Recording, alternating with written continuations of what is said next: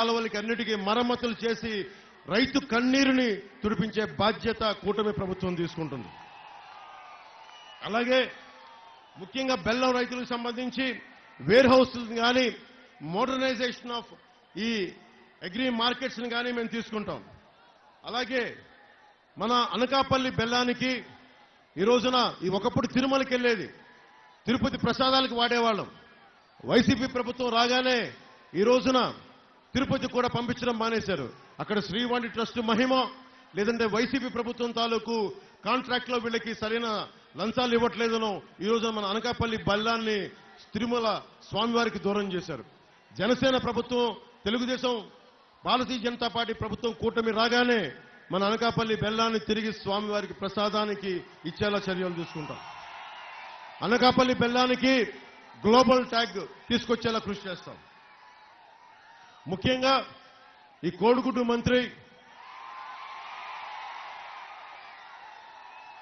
సహకార విద్యుత్ సంస్థల్ని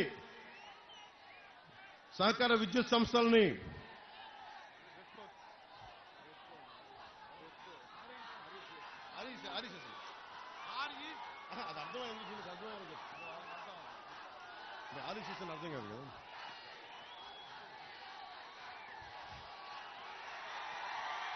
మనకి రూరల్ విద్యుత్ సంస్థల్ని, కోఆపరేటివ్ విద్యుత్ సంస్థల్ని మెయిన్ గ్రిడ్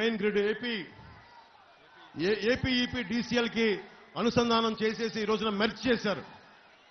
వాళ్ళు దాంట్లో ఉద్యోగాలు ఇప్పిస్తారని మెర్జ్ చేయబోతున్న ఆ సంస్థలోకి మనకు స్థానిక కంట్రోల్లో ఉండే విద్యుత్ సంస్థల్ని ఈ ఆర్ఈసీఎస్కి దాంట్లో ఉద్యోగాలు ఇప్పిస్తామని చెప్పి కోడిగుడ్డు మంత్రి ఒక్కొక్క నిరుద్యోగి దగ్గర 5 లక్షల రూపాయలు చొప్పున లంచాలు తీసుకొని అది మెర్జ్ అయిపోతున్న దానికి కలిపేసిన దానికి లంచాలు తీసుకున్నారు. ఇది మేము చెప్తున్నాం. తిరిగి దీన్ని డీమర్జర్ చేయిస్తాం. సహకార విద్యుత్ సంస్థలను తిరిగి రివైవ్ చేస్తాం. సహకార విద్యుత్ సంస్థలను తిరిగి వాళ్ళకి డీమర్జ్ చేసేలాంటి బాధ్యత జనసేన, టీడీపీ, భారతీయ జనతా పార్టీ ప్రభుత్వం తీసుకుంటుంది. అలాగే మన ముఖ్యంగా నూకాలమ్మ, దేవీపురం గుడుల్ని క్షేత్రస్థాయిలో మనకి టూరిజం టూర్స్ లాగా, మనకి టూరిజం సర్క్యూట్ లాగా డెవలప్ చేస్తాం.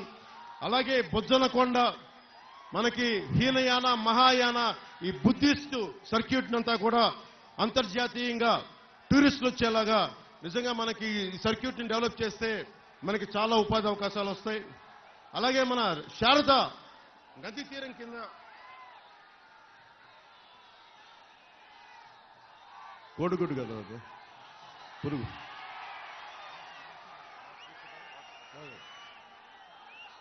ఇంత ఇదే విదేశాల్లో ఇలాంటి శారదా నది కానీ ఉండుంటే ఒక గొప్ప క్షేత్రస్థాయి ఒక టూరిజం స్పాట్ అయిపోయేది. టూరిజం వల్ల ఎంత ఉపాధి అవకాశాలు ఉంటాయో, ఎంతమంది ఇన్ఫార్మల్ సెక్టార్స్ తోపుడు బండ్ల దగ్గర నుంచి ఇంతమంది యువతకు ఉపాధి అవకాశాలు కానీ, హోటల్స్ కానీ, చిన్నపాటి సెంటర్స్ కానీ, మార్కెట్స్ కానీ ఎన్ని పెట్టుకోవచ్చు. అందుకని మన శారదా నది తీరాన్ని ఒక గొప్ప టూరిస్ట్ స్పాట్గా చేసి మనందరికీ కూడా కంటికి ఆహ్లాదంగా ఉండి సాయంత్రాలు వెళ్లేలాగా మనకి టూరిజం డెవలప్ అయ్యేలా, మీ అందరికి ఉపాధి అవకాశాలలాగా వచ్చేలాగా సంపూర్ణంగా మేము కృషి చేస్తాం.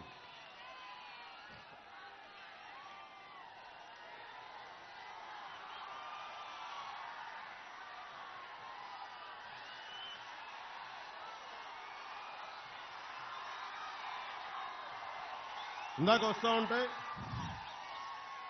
చాలా మంది ఉద్యోగులు కాంట్రిబ్యూటరీ పెన్షన్ స్కీమ్ నుంచి అడుగుతా ఉన్నారు. మా సిపిఎస్ స్కీమ్ని మీరు ఏం చేయబోతున్నారు మీ కూటమి ప్రభుత్వం అని అడిగితే, నేను ఒక ఉద్యోగి కొడుకుని, జగన్ గారి తాతలాగా నాకు మా తాతకి మైనింగులు లేవు. మా తాత ఒక పోస్ట్ మాస్టర్. జగన్ గారి నాన్నలాగా మా నాన్న ముఖ్యమంత్రి కాదు, మా నాన్న ఎమ్మెల్యే కాదు.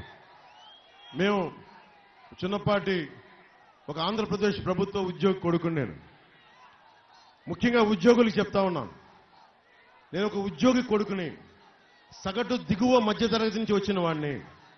పెన్షన్ ఎంత అవసరమో కీలకమో నాకు తెలుసు. మా నాన్న మా దగ్గర డబ్బులు తీసుకోవడానికి కూడా ఇబ్బంది పడేవాడు. ఆయన పెన్షన్ డబ్బులతోటి మాకేదైనా కొనిచ్చేవాడు పుట్టినరోజులు తప్ప ఆయన ఎప్పుడు తీసుకునేవాడు కాదు. పెన్షన్ అనేది ఒక పెద్ద కొడుకు లాంటిది. పదవీ విరమణ చేసిన ఉద్యోగికి పెన్షన్ అనేది ఒక పెద్ద